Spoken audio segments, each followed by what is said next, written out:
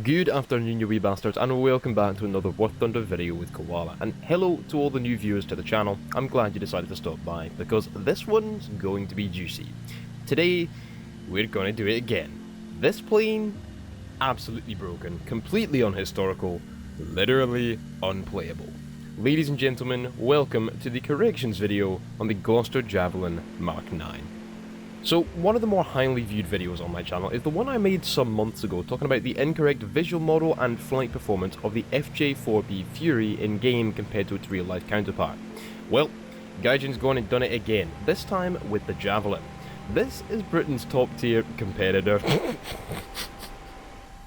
No, couldn't even see it with a straight face. This is Britain's newest top-tier flop after the Challenger, although that tank is actually historically accurate. This plane is not. This is the Gloucester Javelin FAW Mark 9, and I'm going to say it, this is probably the biggest joke in the game. Tier for tier, this is one of the most criminally underperforming vehicles in this entire game, and it's actually quite unhistorical in its performance, or lack thereof. Of course, after being so thrilled that Britain got to join in the earliest editions of Tier 6 aircraft after they missed out on helicopters, and it looks like that's not going to change anytime soon, I was smacked in the face with the realization that Gaijin is never going to give Britain something competitive at top tier, and instead we were given this sad, sorry piece of ass. I've been hounded by your guys' request to make a video on this plane, and I'm sure a lot of you have been expecting a video like this correcting its performance, as well as most likely a rant. You know what? I'm going to be the bigger man and keep the ranting to a minimum this time. Guys, this aircraft is beautiful. I'm going to see that right now. I adore the way it looks, and I am thankful that Gaijin chose to include Britain in the earliest iteration of Tier 6 aviation. Sucked in, Germany, but us British players have been shafted here, and it makes me sad.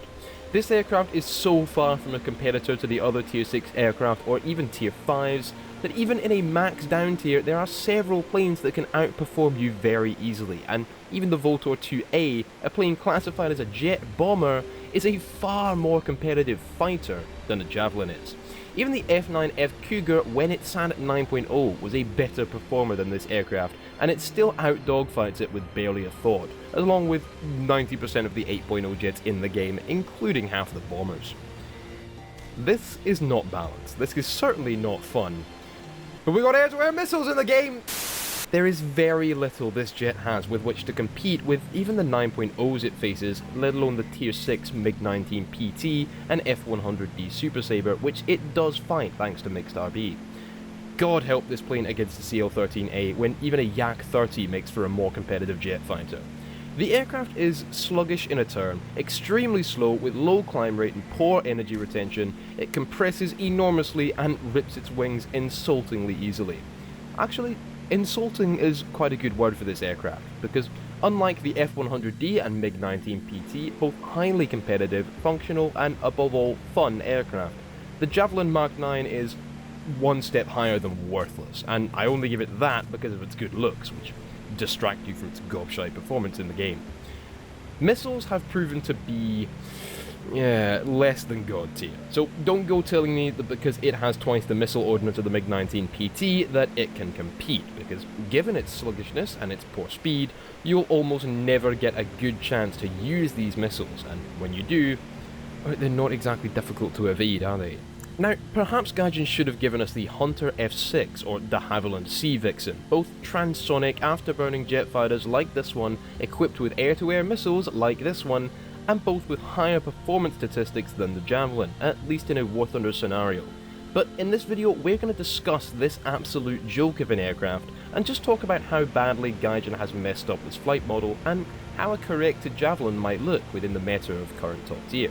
Unlike my FJ4 video, I'm going to try to take this one a little more seriously. I know a lot of you enjoyed the kind of jokey, ranty nature of that video, but for this one, I'm going to keep this as a PSA and a constructive criticism toward Gaijin, rather than an attack. Obviously, as always, I apologise if I happen to get any information wrong, or if I offend anybody, or seem to be attacking anybody, including Gaijin. That's not my intention. I criticise various aspects of this game because I love it, and I create my videos for your lads' entertainment, so I hope you enjoy it. Another thing I'll ask is that if you share my wish for the Javelin to be fixed, please go leave a like on this video and definitely be sure to share it around on social media. I don't often ask for you lads to share these videos, but I did during the FJ4 video and the response was overwhelming. Thank you so much. Far greater than I could have guessed, so I'm going to hope for a similar response here so that our glorious jet fighter, and it is absolutely beautiful, can be fixed, and Britain can take her place among the tier 6 competitors. Anyway, on with the video. The Javelin FAW9 was the last major variant of the Gloucester Javelin, fitted with the Armstrong-Siddeley Sapphire SA7R afterburning or reheating turbojets, equipped with 4 de Havilland Firestreak air-to-air guided missiles. The only other later variation on this aircraft was the FAW9R, identical to the FAW9, besides a mid-air refueling probe in the nose, which actually reduced the top speed by a few kilometers per hour. To give you some recorded real-life statistics on this particular aircraft, the Gloucester Javelin FAW9 variant, these statistics coming from the British Aerospace Corporation or BAE Systems, one of the largest and most respected defence contractors in the world, which now owns Gloucester Aircraft as well as Hawker Siddeley, and these statistics being corroborated by plenty of other sources such as the British Aircraft Corporation and plenty of others, which I will try and link to at least a couple of them in the video description below. This aircraft should be capable of, at sea level, 1,095 kilometers per hour in a straight line, with a never exceed speed or RIP speed of 1,140 kilometers per hour. At an altitude of 45,000 feet above sea level, the Gloucester Javelin FAW9 was recorded at 620 miles per hour. That's just a hair under 1,000 kilometers per hour, about 997.5 kilometers per hour, at an altitude in meters of 13,716.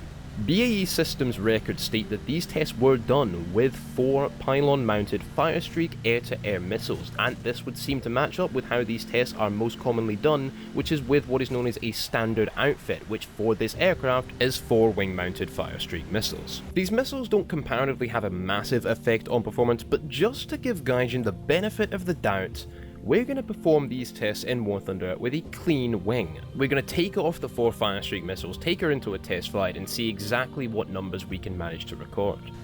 Alright, so we're just about the altitude we need to be at. I had to perform a 180 there because we hit the border of the test flight map. The problem with the test flight map, as you can see, I've got absolutely nothing under my wings. The problem with the test flight map is that every time we get near the borders, we have to perform a 180-degree turn, and we lose so much speed and altitude doing that, but by the time we've regained that, we're at the other border of the map already, and we have to do it again. So it's actually extremely difficult to hit your top possible speed and altitude in a test flight. And of course, trying to do this in game would be the most cancerous thing in the world. We have to be well over 200 kilometers per hour faster than this for this aircraft to get the pass, and we're still over 100 meters below that altitude at which we're able to achieve that speed. Now, this is the best way of climbing to the highest possible altitude, is we're using a very shallow climb, and what that allows us to do is retain the most airspeed while climbing in order to retain the most lift. Now, given a delta wing, we should have some very good lift characteristics at very high altitudes, but we are struggling right now. I'm not using the reheat for as much as possible so that I don't risk overheating the engines to the point where they start to lose power output, so this is going to be the best way of gauging the absolute limits of this aircraft's performance. Let's try and gain that speed and see just how high we can get. Alright, I think this is about as far as we're going to be able to go. Turn on the reheat. As you can see, we're just kind of losing a couple of kilometers airspeed. There we go, we're getting them back again with the reheat on. This is about as fast as we can get, and this is the exact altitude. We are perfectly holding altitude at 45,000 feet, or 13,716 meters above sea level, and we are not able to accelerate above 940 kph. I think I'm going to top out at about 938 from previous testing. We're not going to be able to get higher than this, so that's a quite small difference. Of course, this isn't true airspeed. For anyone who's... Yeah, there we go, return to battlefield. For anyone who's concerned about my FJ4's test that I was using indicated airspeed, here's true airspeed, and we're not able to get within 60 kilometers per hour of the speed that this aircraft should be achieving, which is not too much, but disappointing. Of course, how often are you actually dogfighting at 13,700 meters altitude? Not very often. Here's the more dangerous aspect of the Javelin's missing performance. Let's dive it down to the deck. Now, this plane's maximum speed in a straight line on the deck at sea level, in real life, according to credible, viable sources, is 1095 kph. Its never exceed speed, or its rip speed, is 1140. And there go the wings, at 1060. That's almost 100 kilometers per hour early. And with Firestreak missiles under your wings, they will actually rip off 20 kph earlier than that. That's a full 100 kilometers per hour slower than they should be ripping at. There goes the other wing. But you know one thing that is worse than that? This plane will actually tear its own wings off in a straight line on the deck without even using reheat. This plane should not be doing that. It's a delta wing, for crying out loud. The plane was not capable of getting within 40 kilometers per hour of its own never exceed speed in a straight line, let alone without even using the reheat. To gauge the Javelin's performance with its standard outfit of 4 de Havilland Firestreak missiles, we've taken her into a custom battle with a whole bunch of AIs rather than doing this in a match. This is a massive map, the Afghanistan map, which will allow us to climb up to a massive altitude quite easily. However, this comes with its own problems, which you're about to see. So here we are, we're just about to climb through 12,000 meters altitude. This is a full 1,700 meters below the altitude at which we should be achieving 1,000 kilometers per hour in true airspeed. And we're actually losing airspeed. We were just at 939 kph, we're now at 937. We cannot actually climb up to even 12,500 meters without losing speed significantly, and our team has just captured the zone, which means this game is about to end. So not only is the Javelin in War Thunder not even able to climb up to that altitude of 13,700 meters with its 4 missiles under its wings, but it is still not capable of reaching within 60 kilometers per hour of that magical top speed, 997 kph. We'd have to stall to even get close to that altitude, meaning that we could also never hit that airspeed of 1,000 kilometers per hour. What's also worth keeping in mind is that the service ceiling for the Javelin is a full 2 kilometers above that. Yeah, there is no chance we're ever hitting that high. What I believe Gaijin's done, of course I don't have any evidence to back this up, but what I believe has happened is that Gaijin has taken the flight performance of the Javelin from flight manuals of the Javelin's very first iteration. Early on in the Javelin's development, I believe this may have been a prototype or it was one of the first batch, a Javelin crashed in a high-speed, low-altitude crash. The reason for this fatal accident was unknown, and because of that, flight manuals listed speeds that were a little below what the plane may actually have been capable of. It seems like Gaijin has used those speeds as their defining speeds for the Javelin's performance in-game, even though this is a much later variant with different engines and different wings, and then extrapolated the rip speed and high altitude speed out of those initial numbers. Another significant historically incorrect modelling aspect of the Javelin's flight model is its turning characteristics. This is the other big problem in its performance in-game. The Javelin is not turning nearly as well as it should be. It's a delta wing after all, and its wings are ripping in G-lock turns far too easily. It compresses way more than it should. It doesn't achieve nearly the angle of attack that it would be able to in real life given its wings and its tail configuration. The Javelin typically turns at around 6 to 7 Gs at medium to high airspeeds, with 8 being basically your maximum and 9 being an instant rip, which is only achievable if you're rolling and pulling the rudder as well as in a full G-lock turn with your elevators. You want historically accurate turning performance for this plane, add 2 or 3 to each of those numbers respectively. Ironically enough, this plane seems to be rolling slightly too well, but shh, don't tell Gaijin that. I've also been told by fellow content creators, although I haven't personally seen this, I don't really use the missiles, but I've been told that the guided missiles, the Firestreaks, are incorrectly performing as well, that they have to achieve a direct hit, that they don't have a proximity fuse, and they won't kill anything unless they actually hit it directly. This is unhistorical. The Firestreaks did have a proximity fuse. Their predecessors, the Fire Flash, did not, but these missiles most definitely did. They were actually famed for having quite a large kill radius in comparison to their American contemporaries, the AIM-4 Falcon and AIM-9 Sidewinder, and should definitely not be requiring a direct hit to kill something. Give the Javelin this level of performance in-game and it actually becomes quite competitive, being faster than the Mig-15 Bis, the French Voltor jet bomber, the Mystère 2A and 2C, Me-163 Comet, and Italian G91. Basically anything besides the F-Sabres, MiG-17, CL-13A and Hunter, along with obviously the F-100D Super Sabre and Mk.9 PT. The Javelin could keep speed with or outspeed in a straight line and in a dive, having a very similar diving performance and turning performance to the Sabre while having similar rolling characteristics to the MiG-17, although it would likely roll on its own axis, so that is one point in its favour.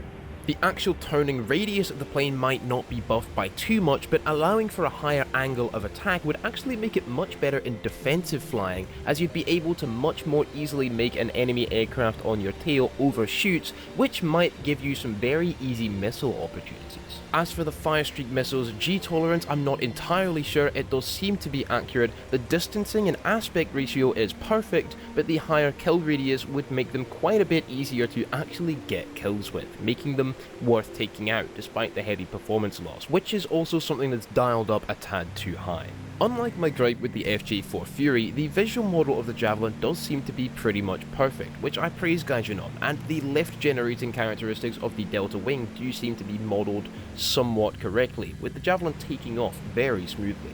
Really, it's just a case of the performance of the aircraft needing to be buffed, as well as the missiles needing to be buffed, which may make the Javelin a worthy 9.3, despite it lacking the supersonic speed of the F-100 and MiG-19. Really, I do still think that the beautiful Sea Vixen or the Hunter F6 would have been better choices for us performance-wise, but I guess Gaijin decided on the Javelin because the Spitfire/Meteor line is really Britain's signature aircraft line. The Hunter F6, while possibly the best of the three, isn't quite as new or as exciting as the sleek Delta Wing Javelin, and the Sea Vixen would undoubtedly come after the Sea Venom, a plane pretty widely hated by the pilots who fly it, despite it not really being too bad at battle rating 8.0. Hopefully we'll see the other two additions come in the future, along with some more tier 6 jets for every nation. It is a real crying shame that War Thunder's first true Delta Wing jet fighter and the first Delta Wing jet fighter in the world in service, as well as being Britain's contemporary in the super hyped up tier 6 jet supersonic update, has been completely shafted in the game, and Gaijin really needs to fix this performance. I don't know what Gaijin was smoking when they thought that this would be a competitive jet, but oof, I want some. Demonetized, boys, every time. In all seriousness, no, I don't know what happened to Gaijin's quality control when it came to the Javelin, and I really hope it gets fixed very soon. They do know that there is something wrong with this plane, and apparently they are working on fixing it. I hope it happens very soon, because I am despising playing this aircraft right now. There is one more problem with the Javelin that makes it completely unplayable that Gaijin really needs to fix though. Hashtag bring back Nigel. Well lads, that is going to be it for this video. I really hope you've enjoyed it, that you found it informative, and that you share my wish for this aircraft to be fixed. Britain has some fantastic jet fighter designs, this being one of the great icons, alongside jets like the Hunter or Harrier, and I want to love it, I really do, but it's just bad. Even for 8.0 jet fighter standard, this is not a competitor. It could be so much more though, and I really do hope it gets fixed soon. I know Gaijin is working on it. What's the bet they patch it just after I put this video out and everything I say gets made redundant. I bet there are a lot of you out there who share my thoughts, so once again, please share this video around. Make sure Gaijin hears us, and we can get this jet the respectful place it deserves. If I happen to get any information wrong in this video, please do leave a comment with a source to correct me, and I'll be sure to pin a comment bringing the new information to light. I'm always thankful for corrections where necessary, and as I often do, I'm going to ask that if you want to correct, agree or disagree with, or otherwise discuss a specific point I made in this video, that you leave a timestamp to when I said it in your comment, as it really helps me out. Be sure to leave a like on this video, subscribe to the channel, and if you wish to support me and help me keep making these videos, be sure to go and check out my Patreon at the link in the description below. It really does help so much. Also make sure to join the koala tree and follow me on social media too. Anyway lads, keep your bagpipes close to hand and your kilt firmly on, and I shall see you in the next one. I say a wee thank you to these lads for supporting me on Patreon. DA261, Labvian Wolf, Gisli Gardarson, and Dark Recon. You lads are bra. If you wish to join them, come check out the link in the description below.